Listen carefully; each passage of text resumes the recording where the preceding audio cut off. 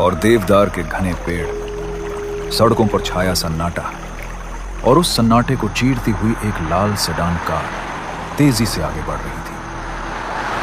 राघव पेशे से एक वकील है और एक जरूरी केस के चक्कर में शिमला जा रहा था। उसे आज रात अपने क्लाइंट से मिलना बहुत जरूरी था। एकाएक देवदार के पेड़ों को चीरता हुआ एक तीव्र और बर्फीला हवा का झोंका आया।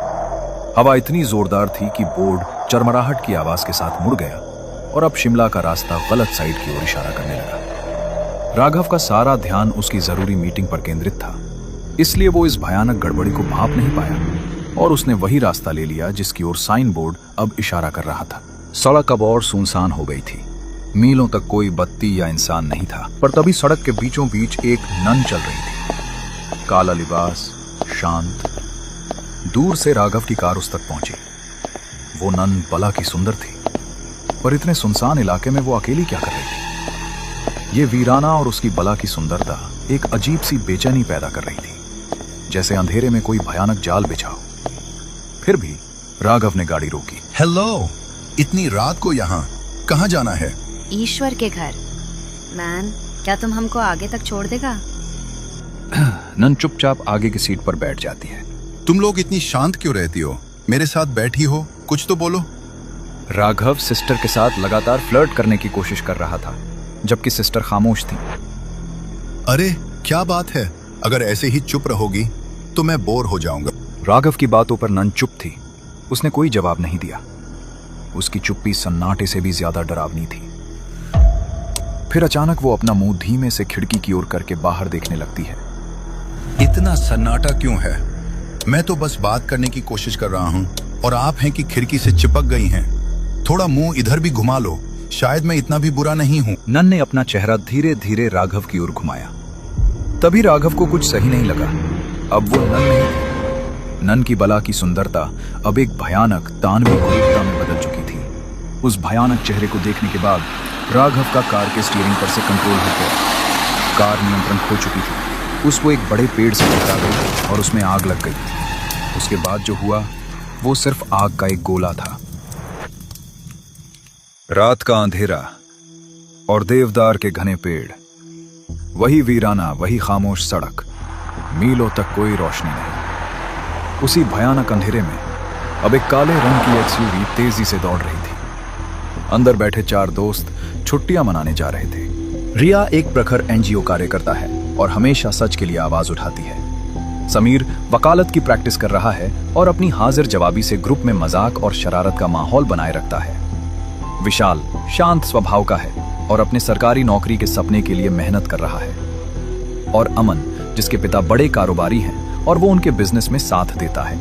यार कितनी देर और लगेगी?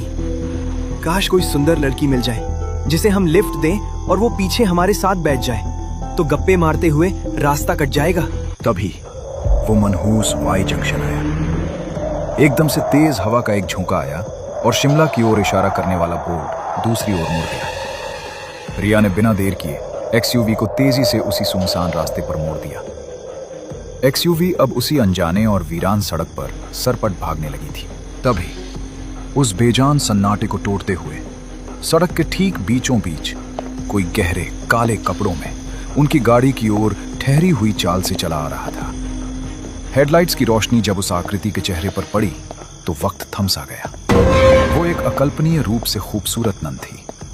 उसकी सुंदरता इतनी अजीब थी कि समीर और विशाल की आंखें चौंधिया गईं, मानो प्यासे को रेगिस्तान में पानी मिल गया हो।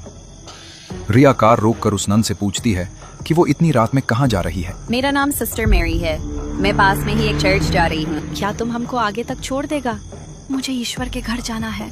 नन चुपचाप पीछे की सीट पर समीर और विशाल के साथ बैठ जाती है। काफी देर तक सफर चलता रहा, लेकिन जब बाहर के नजारे अजनबी लगने लगे तो अमन ने अपना मोबाइल निकाला और मैप चेक किया।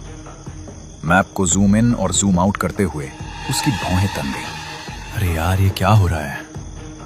मैप में तो शिमला दिख ही नहीं रहा। हम गलत ट्रैक पर आ गए हैं। ये रास्ता हमें कहीं और ही ले जा रहा है। कोई बात नहीं मैन, परेशान मत हो।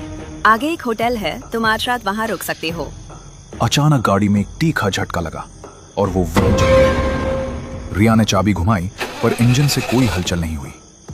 उसने तेजी से बार बार कोशिश की, लेकिन इंजन पूरी तरह पत्थर की तरह खामोश रहा। तभी वो चारों कार से नीचे उतर गए ताकि इंजन चेक कर सकें, मगर सिस्टर मैरी अंदर ही बैठी रही। अमन ने निराश होकर कार का बोनट बंद किया। जैसे ही उसने बोनट बंद किया, सबकी नजरें पीछे की सीट पर गईं और वो सब चौंक गए। सिस्टर मैरी कार में नहीं थी। सिस्टर मैरी ने बोला था कि आगे एक होटल है, हमें वहीं चलना चाहिए। कम से कम आज रात के लिए सिर छिपाने की जगह तो मिल जाएगी। चारों दोस्त अपनी किस्मत से अनजान उस अकेले रहस्यमय होटल की ओर चल दिए। वो इमारत वाकई में बहुत भव्य थी, लेकिन पूरी तरह सुनसान और डरावनी लग रही थी। थोड़ी देर चलने के बाद वो चारों दोस्त उस होटल तक पहुंच गए। होटल की लॉबी बिल्कुल खाली थी, बस स्टाफ के कुछ लोग ही वहां थे। अमन और समीर रिसेप्शन डेस्क की ओर बढ़ते हैं। इस बीच विशाल और रिया उस विशाल लॉबी में घूमने लगते हैं। वेलकम सर, स्वागत है आपका। मैं आपकी क्या सेवा कर सकता हूँ? अरे वाह, क्या शानदार जगह है। पर होटल खाली क्यों है भाई साहब? सर, ऑफ सीजन है इस इलाके में। आपको 4 रूम चाहिए? रिया की नजर लॉबी की एक बड़ी तस्वीर पर पड़ी। ये किसी पुराने राजा की थी। रिया बड़े ध्यान से उस तस्वीर को देख रही थी। तभी अचानक रिया को लगता है कि वो राजा की आंखें उसे घूर रही हैं। उसके रोंगटे राजा की आंखों से खून के आंसू बह रहे थे, गाढ़ा लाल खून। रिया डर कर उस तस्वीर से दूर भागती है। जैसे ही अमन ने रिया की घबराई हुई आवाज सुनी, वो रिसेप्शन से तेजी से भागा। रिया पूरी तरह भयभीत थी और उसने हांफते हुए अमन को सारी बात बताई। मैं मजाक नहीं कर रही, मैं सच बोल रही हूँ। वो तस्वीर वाकई बहुत अजीब थी। रिया, तुम बहुत ज्यादा थक गई हो। दिमाग ठंडा करो और जाकर चैन की नींद सो जाओ। रात गहरी हो चुकी थी। होटल के लंबे गलियारों में अब पूरी तरह गहरा सन्नाटा छा गया था। पीली कमजोर रोशनी गलियारों में धीमी धीमी कांप रही थी। चारों दोस्त अपने अपने कमरे में थे। समीर ही वो अकेला था जो शायद इस खामोशी से बेपरवाह था। वो अपने हेडफोन लगाए हल्के वॉल्यूम पर गाने सुन रहा था और पूरी तरह अपनी दुनिया में डूबा हुआ था। उधर अमन अपने कमरे में आराम से बैठा था और अपना पसंदीदा हॉरर शो मौत का हिसाब देख रहा था। शो में पूरी तरह डूबा हुआ उसे बाहर के सन्नाटे का कोई अंदाजा नहीं था। जैसे ही शो खत्म हुआ, अमन को सिगरेट की जबरदस्त तलब लगी। उसने समीर को फोन किया और दोनों थोड़ी ही देर में नीचे सुनसान गार्डन में सुट्टा फूकने आ जाते हैं। उधर विशाल अपने कमरे में सफर की थकान मिटाने के लिए गहरी नींद में था। तभी कमरे के अंदर हुई एक असामान्य हलचल से उसकी नींद टूट गई। उसने डर से कांपते हुए अपनी आंखें खोली और जो देखा उससे वो सकते में आ गया। उसके ठीक सामने बिस्तर के पास कोई परछाई खड़ी थी।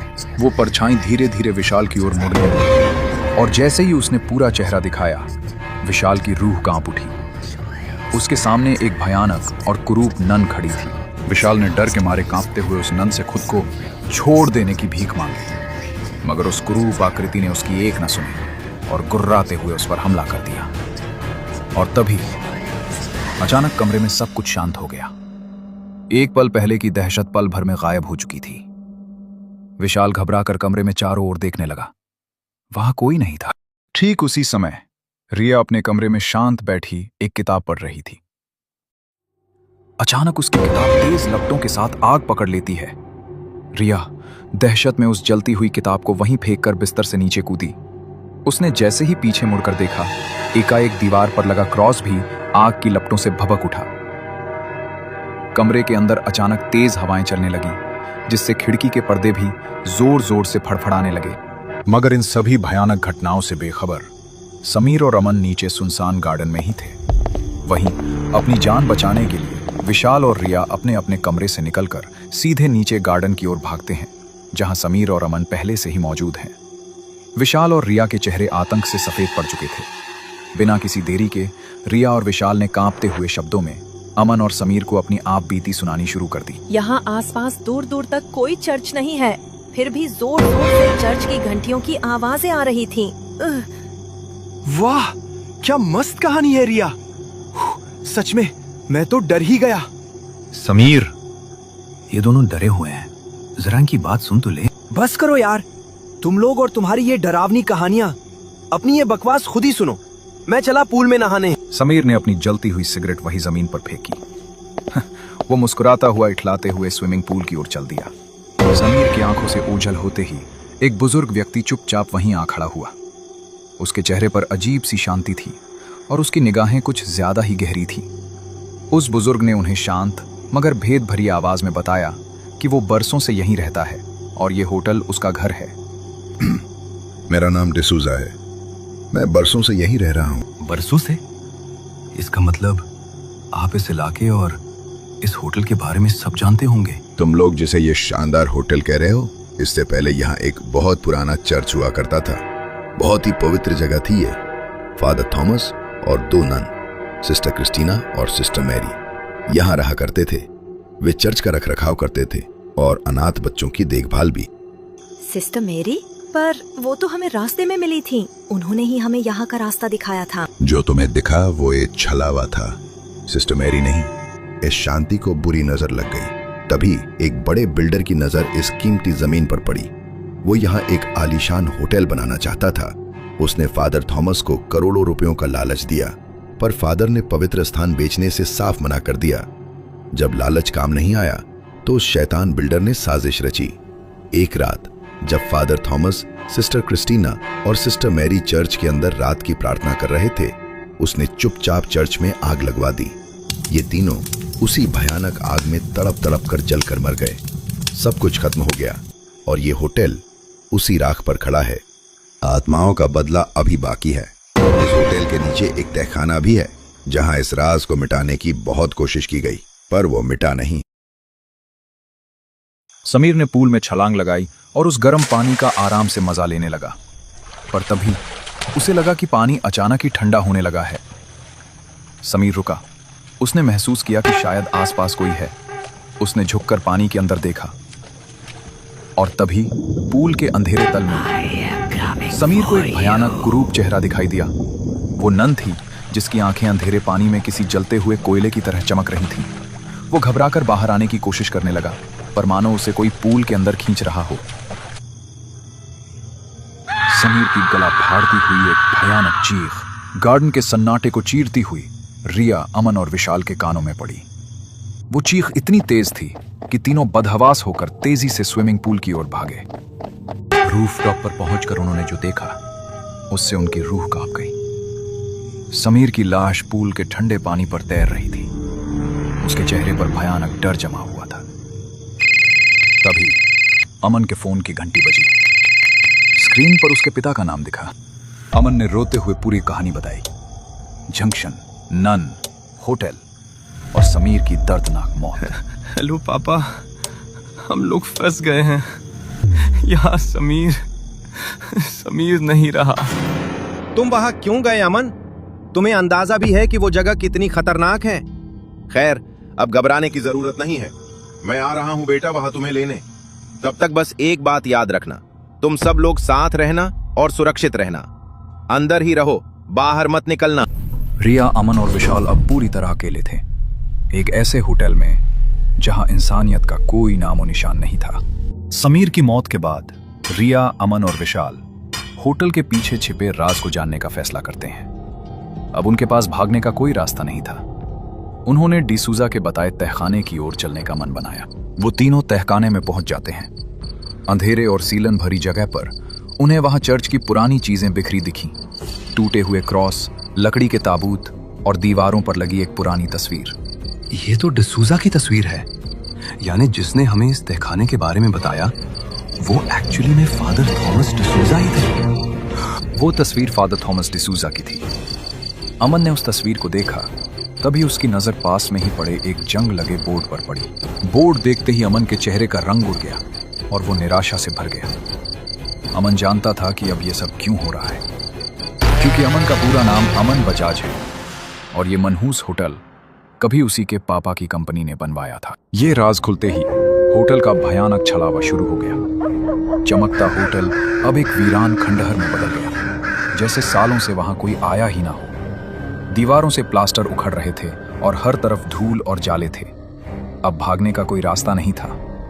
विशाल, अमन और रिया ने वो रात यहीं रुकने का फैसला किया। उन्हें लगा कि कि अब बस अमन के पिता के आने का ही इंतजार करना चाहिए।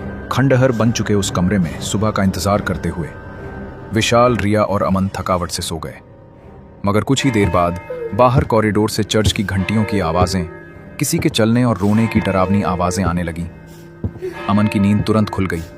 उसने डरते हुए दरवाजा खोला और रूम के बाहर कॉरिडोर में आया। होटल के गलियारे का नजारा देखकर वो एकदम जम सा गया। वहां 2 नन धीरे धीरे चली जा रही थी। उनका चेहरा दिखाई नहीं दे रहा था, पर उनकी उपस्थिति ठंडी और भयावह थी। फिर अमन भी उनके पीछे चल देता है, ये देखने के लिए कि वो कहां जा रही हैं। उन नन को फॉलो करते करते अमन होटल की मेन लॉबी में आ जाता है, मगर वहां पहुंचते ही वो दोनों नन आंखों से ओझल हो जाती हैं। दूसरी ओर विक्रम बजाज अपनी कार तेजी से भगा रहे थे। वो अपने बेटे को बचाने के लिए जल्द से जल्द होटल पहुंचना चाहते थे। अमन हड़बड़ाकर चारों तरफ देखता है, पर वहां कोई नहीं था। तभी अमन को ऊपर से कुछ अजीब आवाजें आती हैं, और जैसे ही वो ऊपर देखता है, छत से एक बड़ा सा झूमर उस पर गिर जाता है और अमन की मौके पर ही मौत हो जाती है। उतने में ही विक्रम बजाज होटल पहुंच जाते हैं। लॉबी में उनके सामने उनके इकलौते बेटे की लाश खून से लथपथ पड़ी थी। पूरे लॉबी में अजीब सा माहौल छा गया। सीढ़ियों पर अलग ही नजर वहां 2 नन, सिस्टर मैरी और सिस्टर क्रिस्टीना, और उनके बीच फादर थॉमस डिसूजा थे, जिनके हाथ में एक बड़ा क्रॉस था। वे धीरे धीरे नीचे चले आ रहे थे। वहीं होटल के फर्श से कई सारे मुर्दे निकल आए, मानो कब से वो इस दिन का इंतजार कर रहे हो। उन सभी ने विक्रम को फादर के सामने घसीटा। विक्रम नीचे पड़ा हिल भी नहीं पा रहा था। तभी फादर और दोनों नन विक्रम के पास आते हैं। फादर ने अपने हाथ के क्रॉस को विक्रम के पेट में घोंप दिया।